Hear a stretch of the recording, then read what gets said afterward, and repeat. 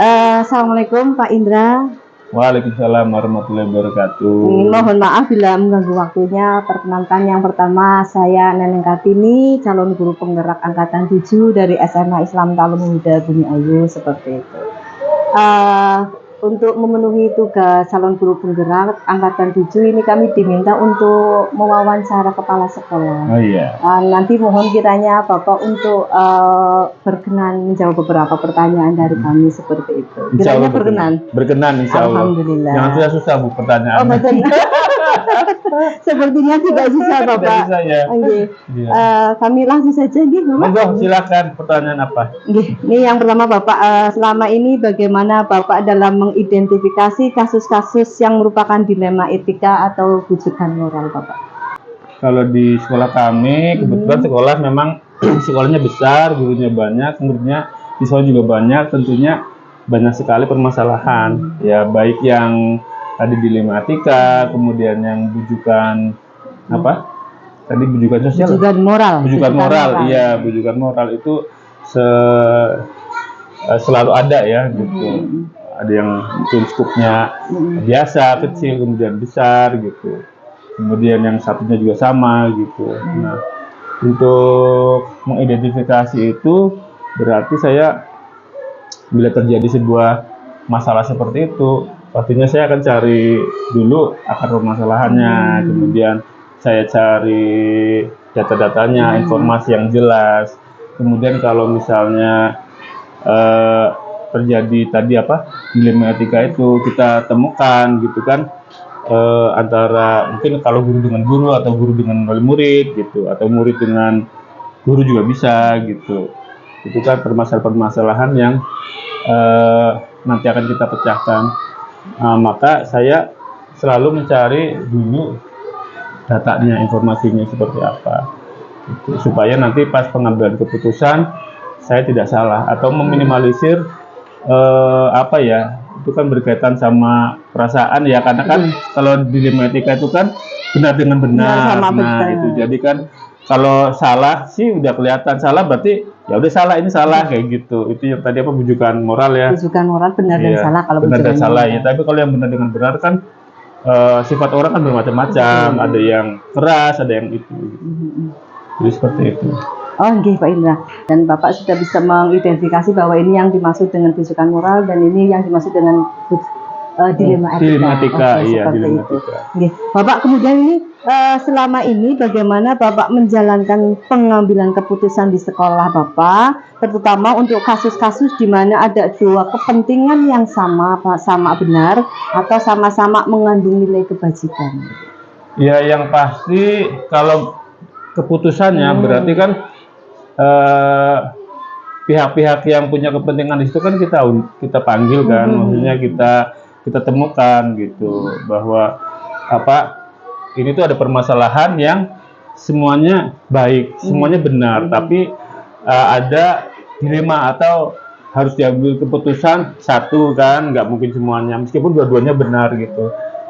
Jadi mesti dikomunikasikan, kemudian didiskusikan, kemudian kita pilih dulu mana yang kira-kira lebih banyak manfaatnya atau mungkin yang banyak mudorotnya, jadi dilihat dulu gitu kan.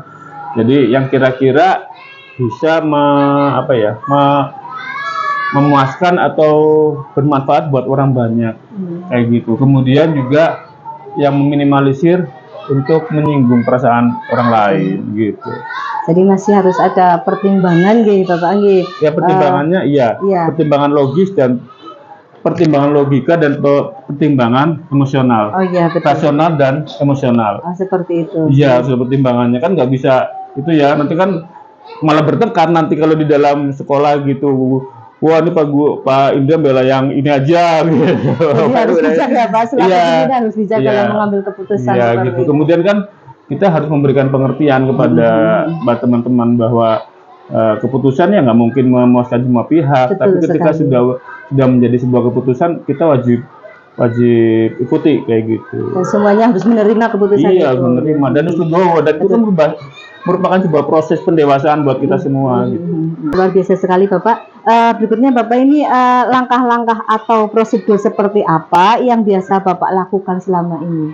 Prosedur dalam Hal pengambilan keputusan. prosedurnya Artinya ya, apakah Bapak meminta pertimbangan dari anak buah Bapak atau memang Bapak sendiri untuk memutuskannya atau seperti apa? oh enggak, kalau saya tuh begini, Bu, dalam beberapa hal dalam mengambilkan keputusan ya, keputusan umum nih ya, bukan yang itu dulu. Yang umum itu biasanya bila keputusan itu memang bisa dikomunikasikan, bisa diambil secara demokratis, maka saya kumpulkan semuanya tuh. Nah, ketika udah buntu, maka saya gunakan kekuasaan saya atau wewenang saya gitu. Jadi ketika itu bisa secara demokratis, ya saya serahkan. Tapi nanti udah buntu, berarti saya ambil keputusan. Berarti agak otoriter ya. Jadi saya, nah ini keputusannya ini kayak gitu. Itu kan karena jalannya buntu tuh. Kecuali teman-teman udah ya yang paling baik ini Pak, oke gitu. Itu nggak nyampe ke tahap yang saya harus memutuskan ya. Jadi saya lebih senang yang demokratis. Tapi ada kalanya memang keputusan yang otoriter itu bukan berarti buruk ya Bu ya. Jadi saya harus ambil keputusan sendiri setelah mempertimbangkan tadi bermacam-macam masukan, data, informasi yang valid, yang bisa saya jadikan keputusan untuk meminimalisir meminimalisir kekurangan atau kesalahan kayak gitu.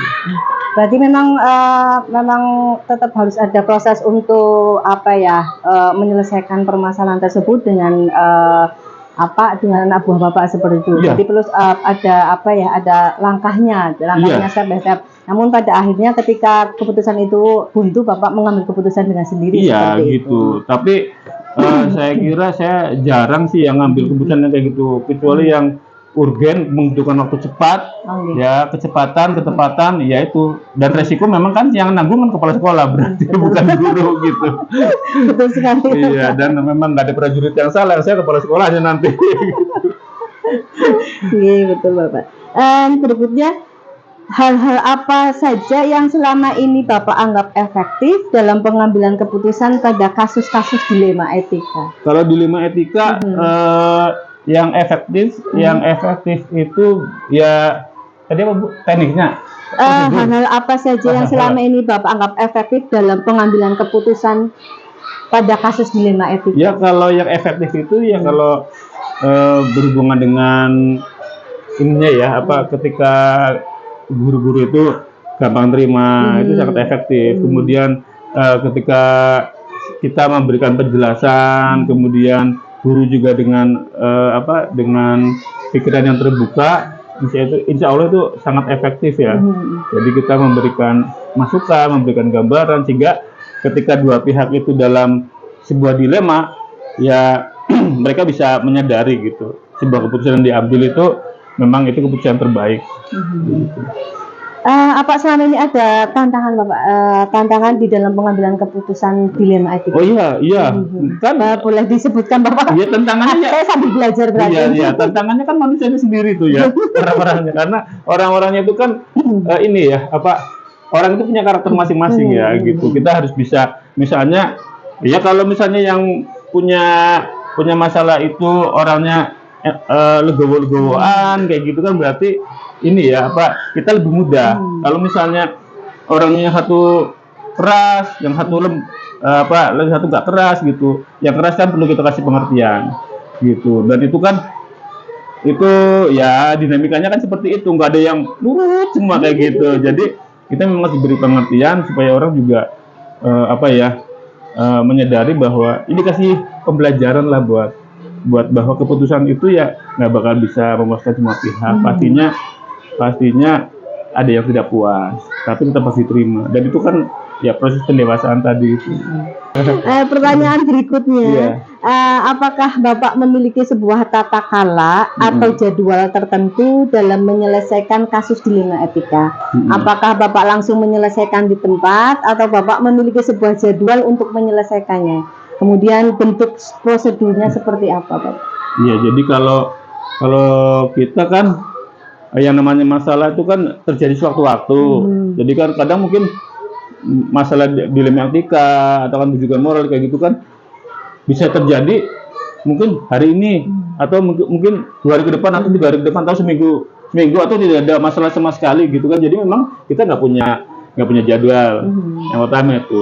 Kemudian kalau ada masalah berarti apakah masalah itu memang harus dibutuhkan keputusan yang cepat atau tidak? Kalau tidak berarti kalau cepat berarti saat itu harus diputuskan langsung, dipertemukan dua pihak itu gitu kan.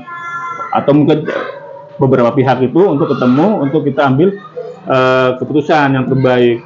Kalau misalnya lebih senggang lagi atau tidak membutuhkan keputusan yang tepat, maka saya bisa lebih banyak mencari informasi, mencari data yang nanti bisa digunakan untuk mengambil keputusan, gitu kan? Misalnya saya cari dulu hari ini, cari data dari si A, si B, si C kayak gitu, baru nanti diambil keputusan. Berarti memang tergantung tipe masalahnya sih Pak. Jadi Ya, ketika tipe masalah masalahnya. itu bisa diselesaikan saat itu juga, maka langsung eksekusi. Ya. Namun ketika masalahnya memerlukan data-data, ini yang Betul. memerlukan waktu seperti itu. Iya betul. Bahkan kalau di sini saya kan banyak selimut, terutama kalau di matematika sih nggak terlalu ini ya karena udah baik-baik.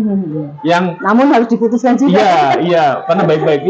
Yang berat itu kan kalau udah baik ketemu yang salah gitu. Yang salah itu kan berarti kan kepegawaian segala macam gitu. Itu kadang-kadang saya untuk memproses itu kadang-kadang paling lama itu saya pernah mungkin sampai 1 semester gitu. Saya amati dulu, saya itu dulu terus gitu, nanti baru pengambilan tindakan dulu ditindak mau gimana, apa mau kemudian nanti selanjutnya mau di sekolah saja atau mungkin ke tingkat yayasan gitu, seperti itu. Jadi kita amati dulu nih, kita lakukan proses dulu. Ini ada perubahan nggak? Hari ini ada perubahan nggak? Minggu ini perubahan nggak? Itu ada proses yang cukup lama di situ. Ketika mengambil keputusan mungkin itu sangat krusial, mungkin barangkali menyangkut kehidupannya, mungkin menyangkut masa depannya kayak gitu. Ya kemarin sempat juga ada ya, mungkin nggak terlalu lama sih. Udah diamati hanya sambil keputusan. Itu memang kalau yang berat-berat itu ya sayanya harus siap gitu, siap mental, ya kan? Ini kalau boleh tahu nih Pak Indra, selama Bapak menjadi kepala sekolah ini, pertimbangannya apa namanya, frekuensinya ketika Bapak menghadapi masalah yang membutuhkan jangka waktu pendek, atau dengan yang membutuhkan jangka waktu yang panjang, lebih banyakkan mana? Lebih seringan mana? Jangka yang pendek. Jangka yang pendek Ya, kan gitu. kalau yang jangka besar itu kan biasanya jangka yang panjang itu biasanya masalahnya besar. Ya betul. Iya, masalahnya besar, maksudnya krusial, menyangkut sekolah dan lain-lain. Kalau pendek kan, Pak ini kayak gini sekarang, Pak ini berarti itu ada setiap saat hampir ada gitu. Iya, terima kasih Bapak. Berikutnya, adakah seseorang atau faktor-faktor yang selama ini mempermudah atau membantu Bapak dalam mengambil keputusan dalam kasus-kasus dilema etika? Ada ya, kalau masalah pihak-pihak sih, kalau misalnya dengan guru ya pasti semua guru ikut membantu, guru karyawan. Dengan wali murid pun sama kan membantu gitu. Jadi warga sekolah itu permasalahannya apa pastinya sangat membantu. Termasuk juga mungkin murid-murid gitu ya. Murid-murid itu juga ikut membantu beberapa kasus, misalnya kasus mungkin antar teman kan bisa jadi kayak gitu, sama-sama benar gitu juga kan harus mereka sangat membantu, bukan memang permasalahannya dari mereka, ya mereka juga ada yang membantu juga gitu. Jadi istilahnya mempermudah ya, mereka mempermudahkan dalam menyelesaikan kasus seperti itu. Gitu. Orang tua kan misalnya permasalahan orang tua dengan orang tua kayak gitu, ada orang tua yang membantu dan ada yang terlibat masalahnya. Guru juga ada yang terlibat permasalahannya, ada juga yang membantunya gitu. Tapi selama ini ya semuanya saling membantu pihak-pihak itu. Ini yang terakhir Bapak, dari semua hal yang telah disampaikan, pembelajaran apa yang dapat Bapak petik dari pengalaman Bapak mengambil keputusan dilema etika? Ya kalau secara pribadi sih ya semuanya menjadi bahan pembelajaran buat saya, yang kemudian menambah wawasan saya, kemudian menambah saya menjadi lebih dewasa, kemudian saya juga menjadi lebih lebih bijak lah insya Allah gitu, karena setiap saat kan kita diasah kepekaan perasaannya, kemudian wawasan pikirannya gitu, tidak mudah atau tidak gampang mengambil keputusan yang mungkin serampangan kayak gitu. Jadi itu beberapa yang menurut saya itu manfaat ya. Itu juga proses belajar buat saya juga buat warga sekolah gitu. Termasuk guru-guru dan karyawan. Kan mereka belajar gitu. Kalau ada masalah mereka, oh iya ya, ternyata seperti ini gitu. Ternyata saya diajak dialog dari guru-guru yang muda yang dulu mungkin merasa tertekan, kemudian nangis ada masalah, sekarang udah kok kayak gini Pak ngadepin masalah ya, iya ngadepin masalah ya kayak gini gitu. Iya Pak ya, dulu saya kok kayak gini ya. Jadi dewasa dengan pengalaman yang Dengan dimiliki pengalaman juga. iya, dengan empiris gitu ya. Alhamdulillah Bapak, ini pertanyaan sudah kami ajukan semua dan tadi jawabannya juga sudah luar biasa sekali. Aduh, Bapak selaku biasa. kepala sekolah, saya rasa bijak sekali dalam menangani kasus-kasus dilema etika seperti itu. Bapak, saya jadi belajar banyak dari Bapak. Harapan kami mudah-mudahan Bapak sehat selalu, Amin. Selalu sukses dan Amin. dimudahkan segala urusannya dalam membangun sekolah ini seperti itu. Demikian juga doa yang sama buat Bu Neneng. Sukses buat guru penggeraknya. Amin. Terima kasih atas doanya. Begitu Bapak, rasanya sudah cukup. Kami mohon pamit. Ini memang masih ada kegiatan di luar. Sekali lagi kami ucapkan terima kasih. Selamat siang Bapak. Assalamualaikum. Waalaikumsalam warahmatullahi wabarakatuh. Assalamualaikum warahmatullahi wabarakatuh. Waalaikumsalam warahmatullahi wabarakatuh. Gimana kabarnya Pak? Alhamdulillah baik. Mohon maaf bila saya mengganggu.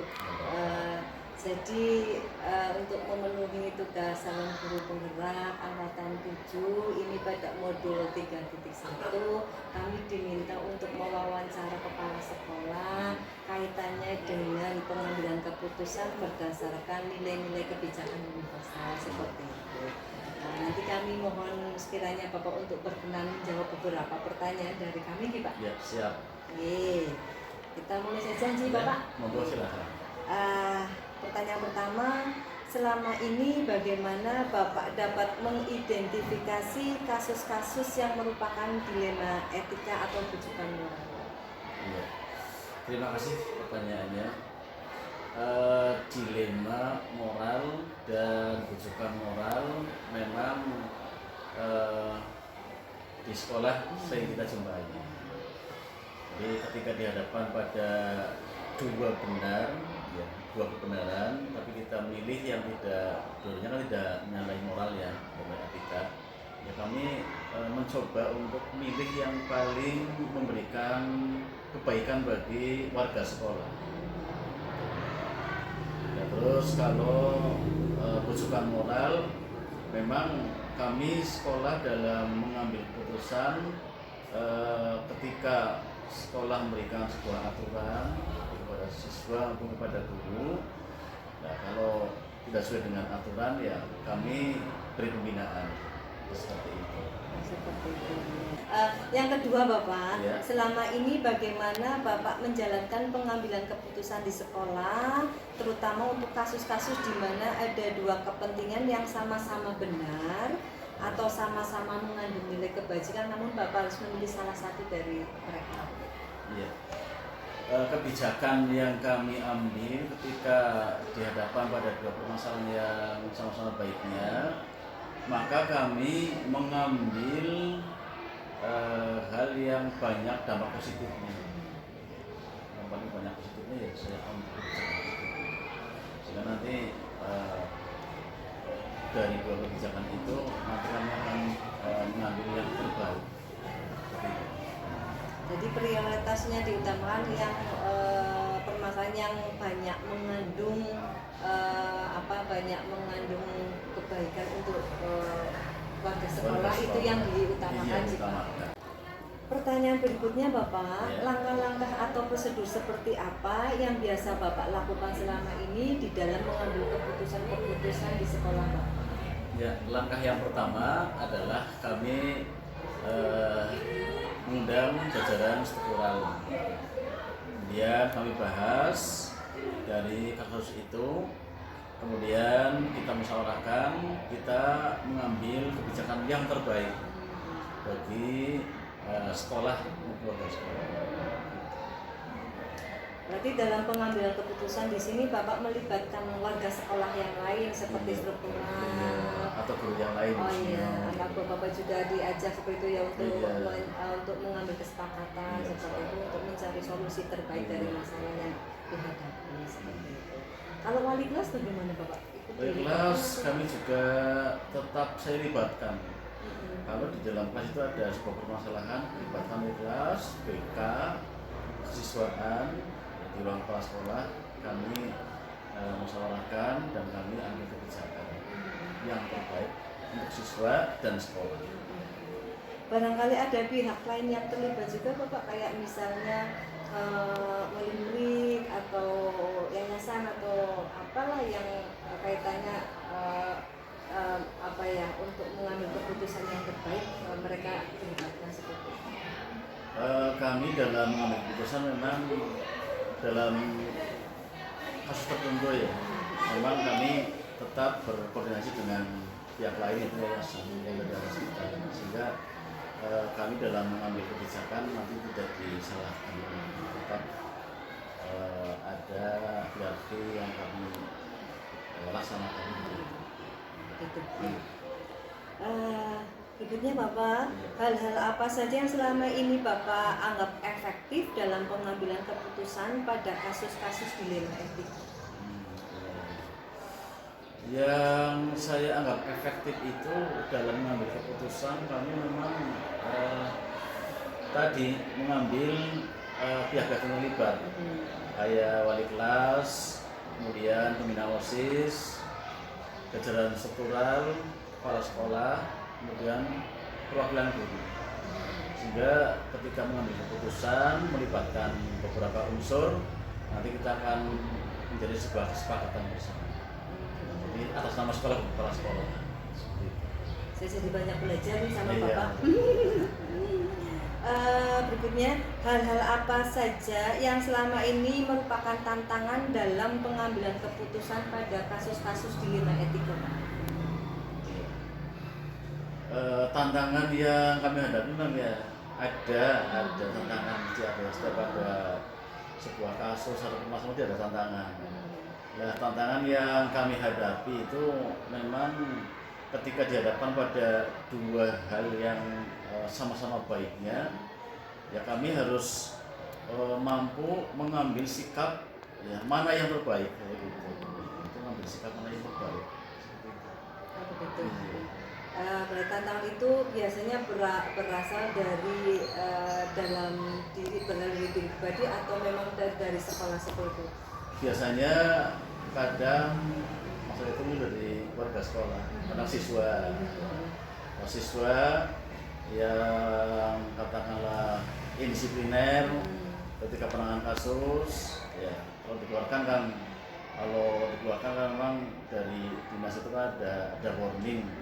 Ya, sebisa mungkin jangan saya mengeluarkan siswa karena wajib belajar itu 12 tahun ya, karena masih jangan SMP, ya, sebisa mungkin jangan melakukan. Kalau terpaksa mengeluarkan atau menggunakan orang tua, ya di 7 sekolah yang dibina itu menerima partitur, sehingga nanti anak tidak gagal dalam belajar, tidak putus sekolah. Apakah Bapak memiliki sebuah tata kala atau jadwal tertentu dalam menyelesaikan kasus dilema etika? Apakah Bapak langsung menyelesaikan di tempat atau Bapak memiliki sebuah jadwal untuk menyelesaikannya? Kemudian bentuk prosedurnya seperti apa, Bapak? Biasanya dalam penyelesaian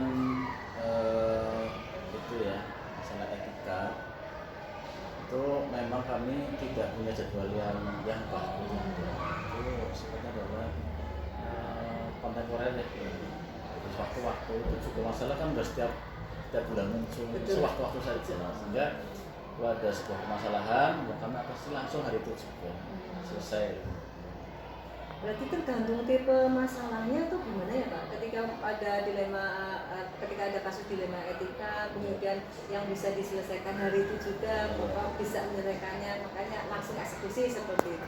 Ya kan kadang-kala ada lihat kasus dulu. Kalau berat ya kami pertimbangkan dengan beberapa pertimbangan. Tapi kalau hanya ringan-ringan ya selesai itu.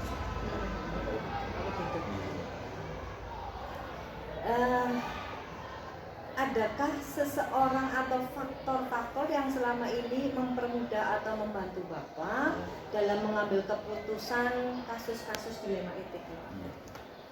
Ya banyak sekali yang membantu kami sebagai kepala sekolah. Dan mungkin setelah itu kan jalan sendiri kan. Mesti ada pihak lain yang membantu kepala sekolah, ya terutama ya guru-guru juga dilibatkan, wali kelas juga membantu kepala sekolah, kemudian jajaran struktural, kurikulumnya, dakwaannya, osisnya, kemudian pembina osis bidang Islaman juga semuanya ikut membantu.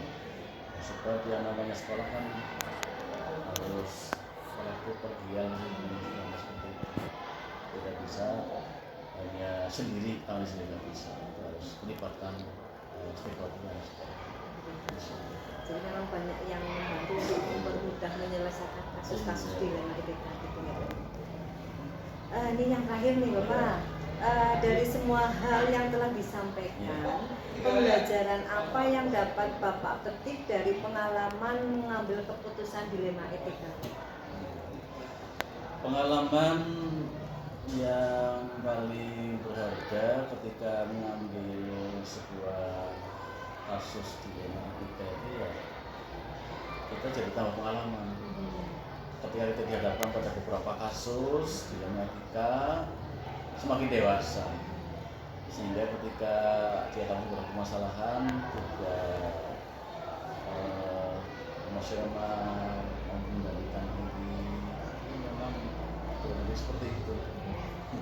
Jadi semakin sering menghadapi kasus dilema etika, semakin semakin berkembang pribadinya. Iya, jadi semakin tambah pengalaman gitu nggih Pak. Iya betul. Terus cara penanganan sebuah kasus dilema etika itu kan perlu dibutuhkan sebuah kedewasaan. Kedewasaan harus dikedepankan. Alhamdulillah Bapak tadi semua pertanyaan sudah terjawab dengan baik. Sama-sama.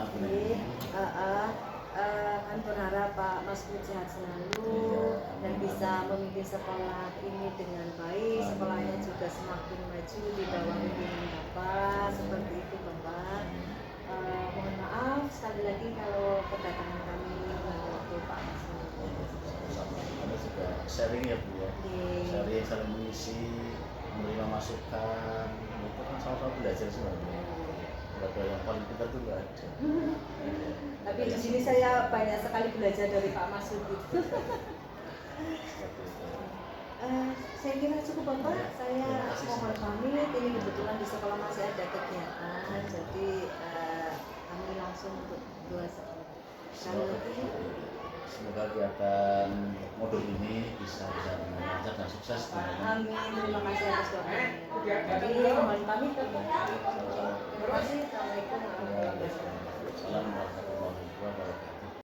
Assalamualaikum Bu Ari. Waalaikumsalam Nenek. Mohon maaf ini mengganggu waktunya Bu Ari. Jadi untuk memenuhi tugas calon guru penggerak angkatan 7 kami diminta untuk mewawancarai kepala sekolah. Kemudian nanti kami mengajukan beberapa pertanyaan dan mohon nanti dijawab oleh Bu Ari kaitannya dengan pengambilan keputusan berdasarkan nilai-nilai kebijakan universal seperti itu. Insya Allah kalau saya bisa jawab pasti jawab. Kita mulai saja nih Bu Ari. Selama ini bagaimana Ibu dapat mengidentifikasi kasus-kasus yang merupakan dilema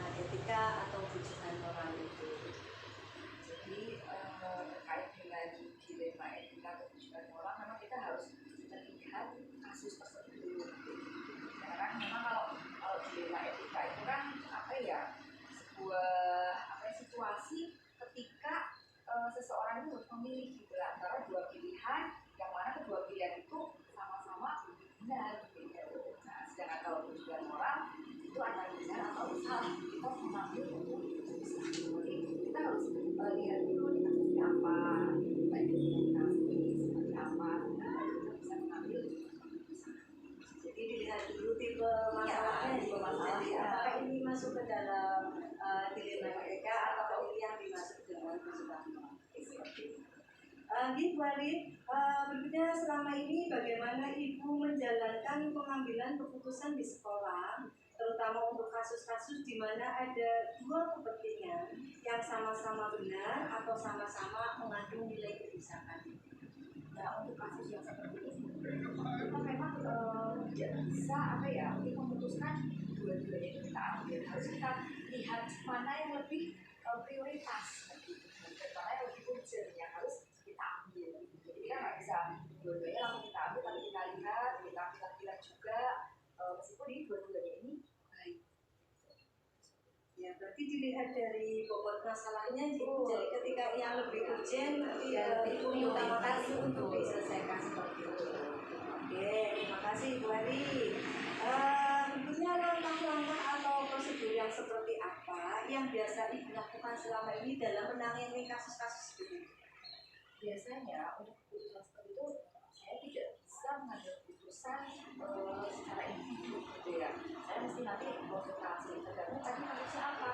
Kalau ini event yang melibatkan ibu ya, itu berarti kan kita nanti harus koordinasi atau musyawarah dengan maka seperti itu. Jadi saya juga harus minta masukan dari mereka. Jadi mereka juga punya pandangan lain seperti nanti dari hasil musyawarah itu kita ambil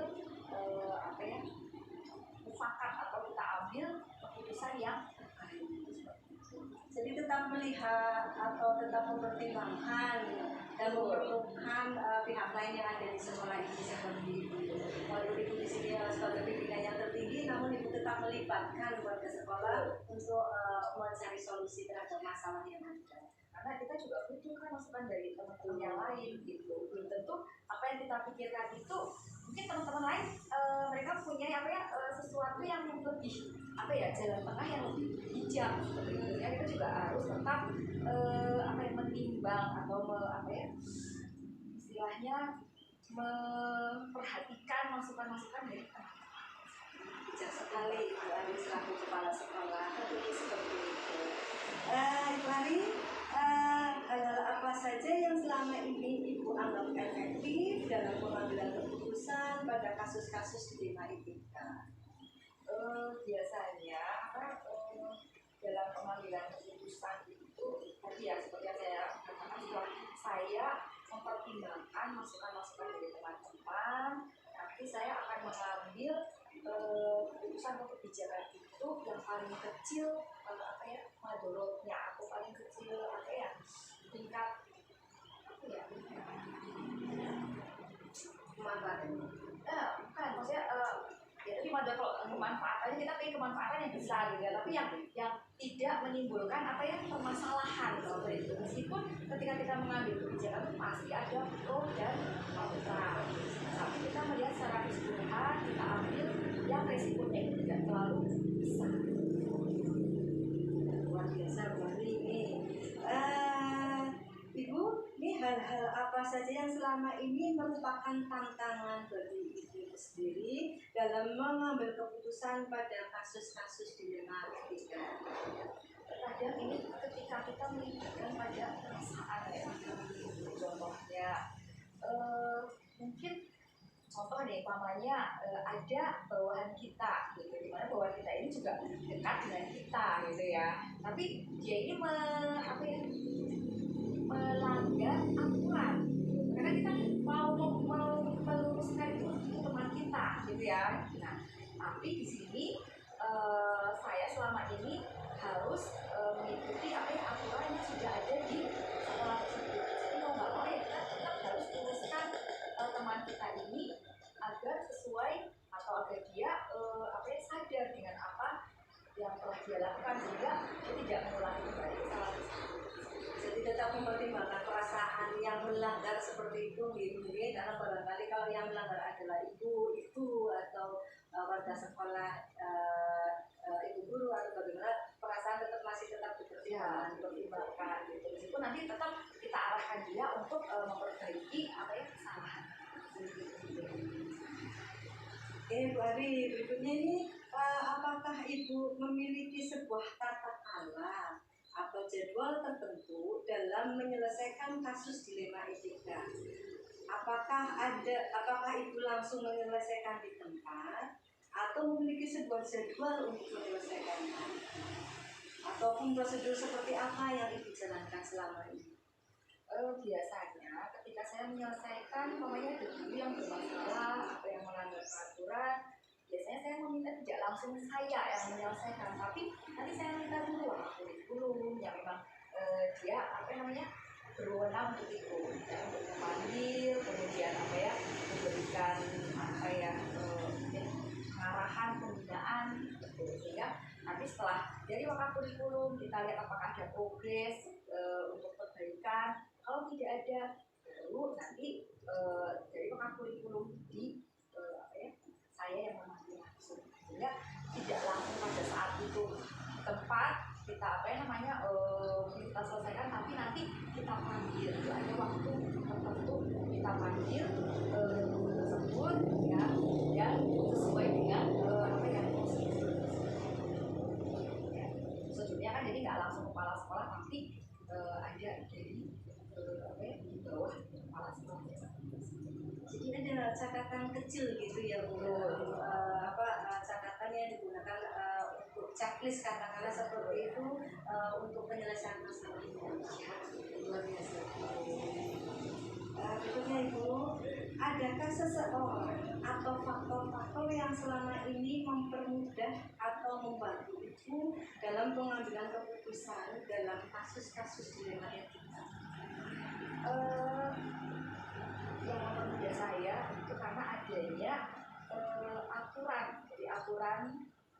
aturan dari yayasan dan tata tertib yang sudah sudah ada dibuat di sekolah ini, sehingga ketika seseorang atau mungkin guru maupun karyawan melanggar itu sudah ada payung hukumnya untuk kita memberikan sanksi ataupun memberikan penyelesaian. Itu seperti itu tuh salah satu yang membantu kami. Kemudian yang kedua, dengan saya berdiskusi dengan teman-teman struktural atau mungkin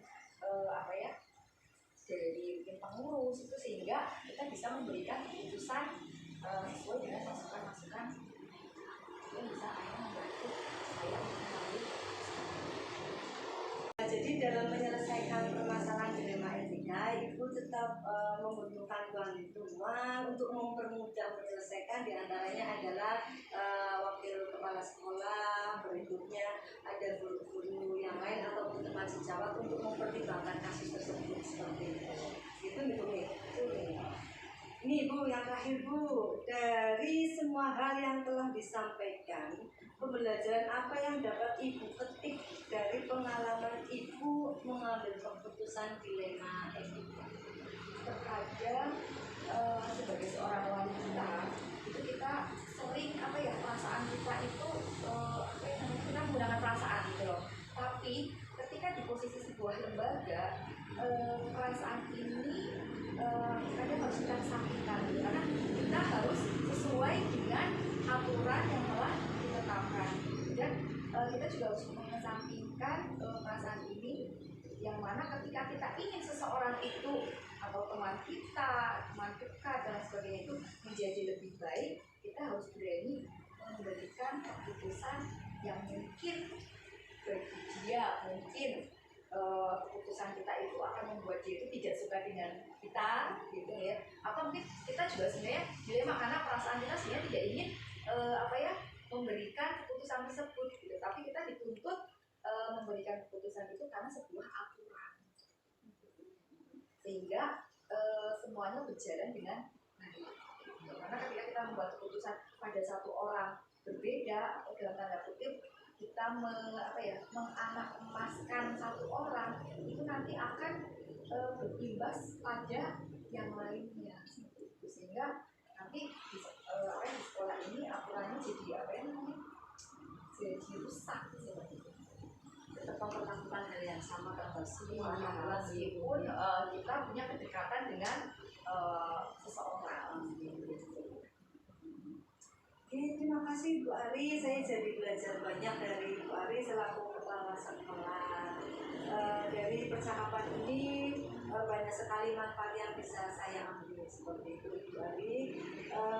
Sepertinya kami sudah cukup untuk melakukan wawancara. Harapan kami Ibu Ari sehat selalu dan selalu diberi kemudahan dalam sekolah yang kita cintai. Saya mohon pamit Ibu Ari, terima kasih atas waktunya dan sekali lagi sehat-sehat. Sama-sama Bu Neneng, mudah-mudahan bermanfaat. Amin. Saya juga belajar banyak dari Bu Neneng. Mudah-mudahan Bu Neneng sukses. Amin. Terima kasih atas doanya. Kami mohon pamit Ibu. Terima kasih. Assalamualaikum warahmatullahi wabarakatuh. Waalaikumsalam warahmatullahi wabarakatuh.